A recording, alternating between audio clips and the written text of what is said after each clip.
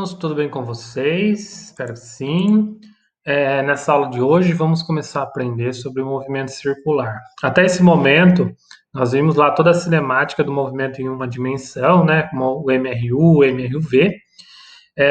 Aí, quando passamos em duas dimensões, vimos a questão dos vetores e usamos eles para usar, então, aplicar isso em uma cinemática vetorial em duas ou três dimensões. Mas são todos movimentos é, que nós já tínhamos conhecidos, tá? Agora o próximo movimento é um movimento muito comum no nosso cotidiano, que é o movimento circular. Então nessa aula eu vou dividir ela em duas partes, tá? Nessa primeira aula aqui nós vamos ver alguns parâmetros importantes para depois na segunda aula aplicar isso no movimento, nas equações de movimentos circulares, tá? E aí eu começo a nossa aula falando uma aplicação bem importante do que a gente vai falar hoje, que são as marchas da bicicleta. Eu acredito que todos vocês tenham andado com bicicleta e lá as bicicletas com marcha, né, tem as catracas aqui atrás e as coroas. E são nada mais nada menos que engrenagem ligada aqui por uma corrente. E cada engrenagem ou coroa aqui ela vai ter um raio diferente, né, uma catraca e uma coroa com raios diferentes. E a ideia é que quando você muda a posição dessa corrente nessas coroas e catracas, você consegue é, ir com a bicicleta mais rápido ou mais devagar, dependendo com a sua pedalada, tá? E nós vamos ver na aula de hoje essa relação, tá? Bom, aqui eu quero deixar claro assim, a gente viu um monte de parâmetros dos movimentos retilíneos, né, como deslocamento, velocidade, aceleração, e agora a gente vai ter que aqui fazer um paralelo com os movimentos circulares. Então vão entrar aqui novas grandezas que melhor vão descrever o movimento circular. Mas nós vamos ver que existe uma simetria entre eles. Primeiro, por exemplo, lá a gente viu o deslocamento, né? Deslocamento linear era o ponto inicial, ponto final. Quando falamos de um movimento circular, nós não falamos de deslocamento, mas de variação angular. O ângulo percorrido por um objeto em função do tempo, tá? Então, imagina, o objeto está no ponto O e ele viajou aqui um arco de circunferência e está no ponto P, tá?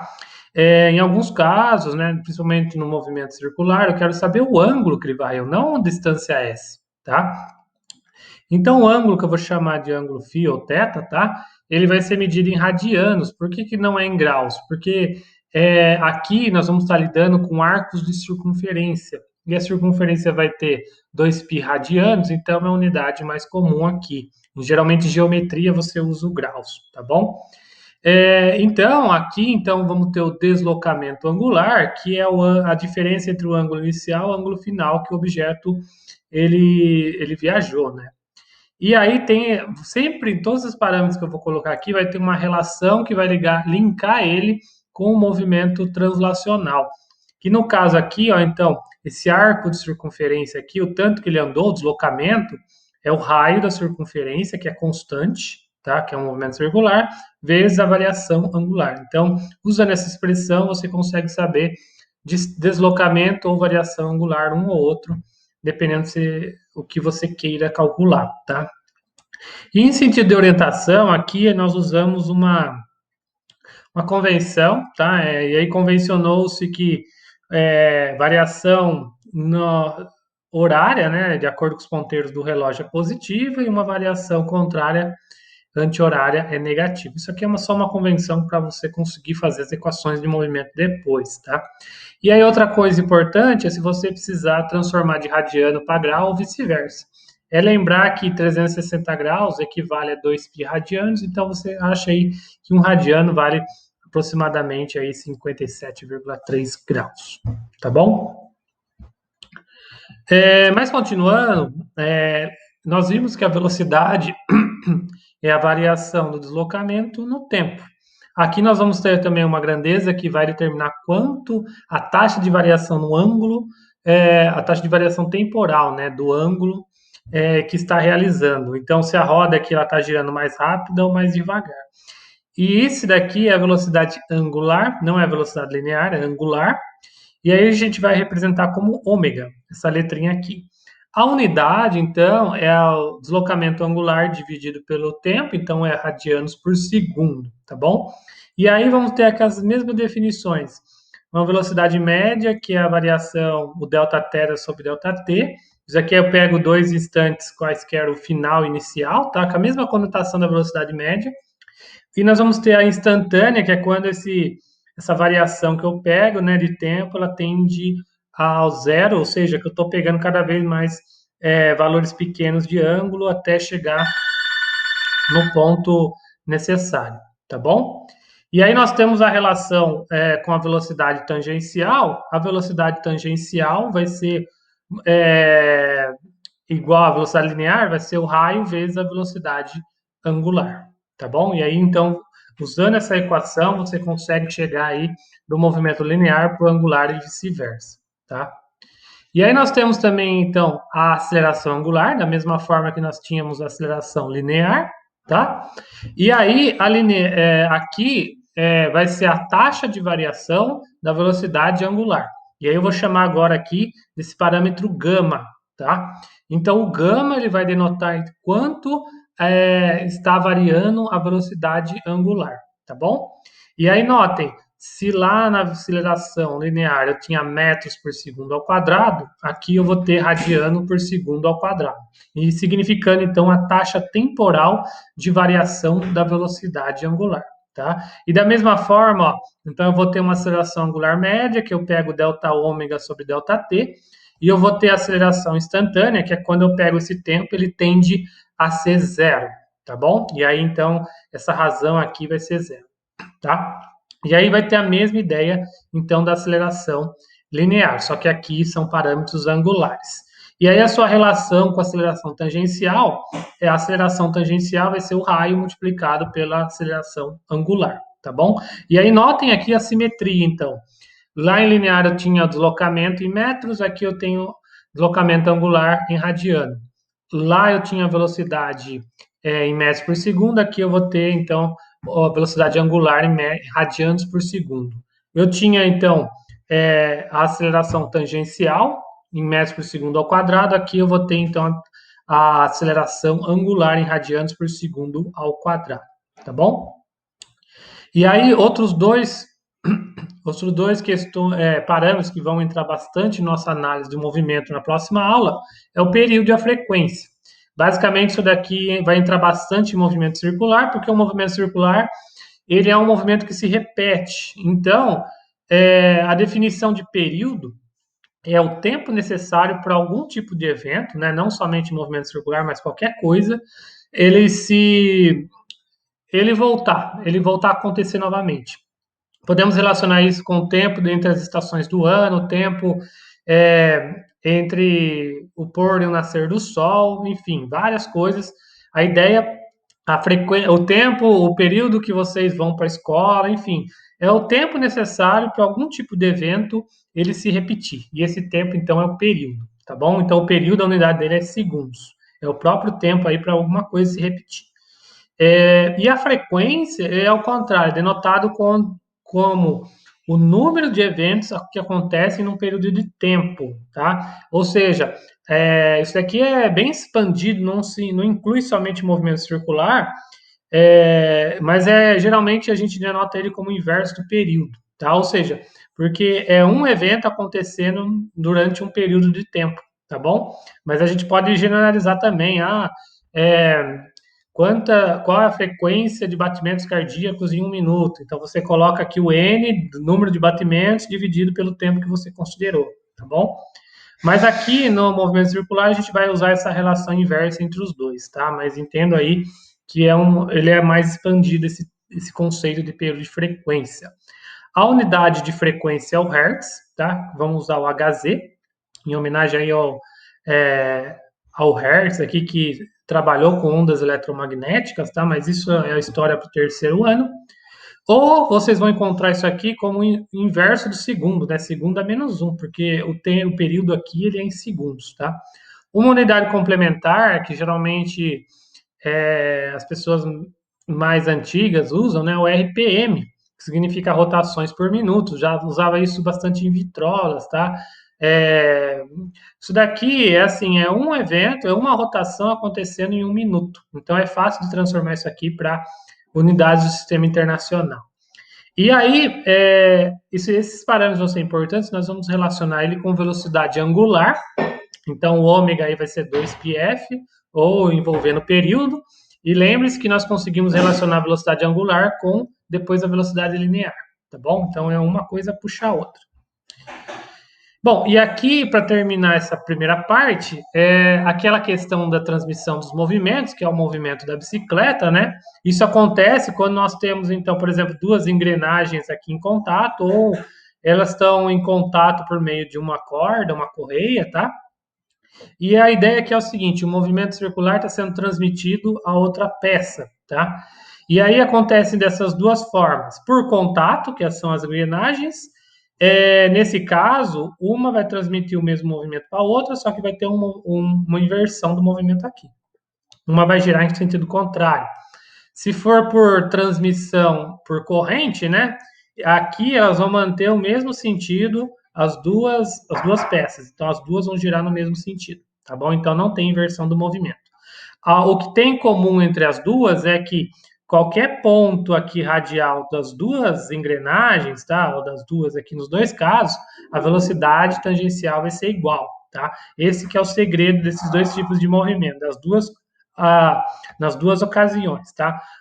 A velocidade vai ser igual, e a gente viu a velocidade tangencial, ela se desdobra, né, na velocidade angular vezes o raio, tá? E aí notem que essa equação é importante, porque ela mostra assim: se eu mudar o raio da engrenagem A e mudar o raio da engrenagem B, eu mudo a velocidade angular de cada uma. E é isso que faz a marcha lá da bicicleta, tá? Você basicamente mudando a catraca, está mudando ômega B. E aí com isso você muda esse ômega A. Ou se você mudar a coroa, é a mesma coisa inversa. Você muda ômega A e aí com isso atua em ômega B, tá bom? E então uma coisa vai afetar a outra. E aí você tem mais facilidade ou não de andar de bicicleta, tá? Você vai mais rápido ou não. E aí notem também que nós podemos então abrir ainda a velocidade angular, exprimir isso em termos de frequência, tá bom? Mas acho que o principal aqui é saber que as velocidades são iguais, velocidades tangenciais. E agora, terminando a aula aqui, eu separei alguns exemplos interessantes. Então, eu quero saber o período e a frequência de rotação dos ponteiros das horas, minutos e dos segundos de um relógio, tá? E aí pensa comigo, ó, o ponteiro dos segundos, ele leva quanto tempo para dar a volta completa no ponteiro do relógio? Ele vai levar 60 segundos, que é um minuto, tá? Então, o período dele é 60 segundos, do ponteiro de segundos, tá? O período é 60, e a frequência é inverso de 60, aí fica na faixa de 10 a menos 2 Hz. E se eu quiser saber o ponteiro dos minutos? Quanto tempo ele leva para dar uma volta completa? É uma hora. E uma hora tem 3.600 segundos. Fica 60 minutos vezes 60 segundos, vai ser 3.600 segundos. E a frequência disso é na faixa de 10 a menos 4 Hz. E o ponteiro das horas? Para ele dar uma volta completa, ele precisa, então, de 12 vezes a hora. Tá? Então, é 12 vezes 3.600, que vai dar 43.200 segundos. Isso, a frequência vai ser da ordem, então, de 10 a menos 5 Hz.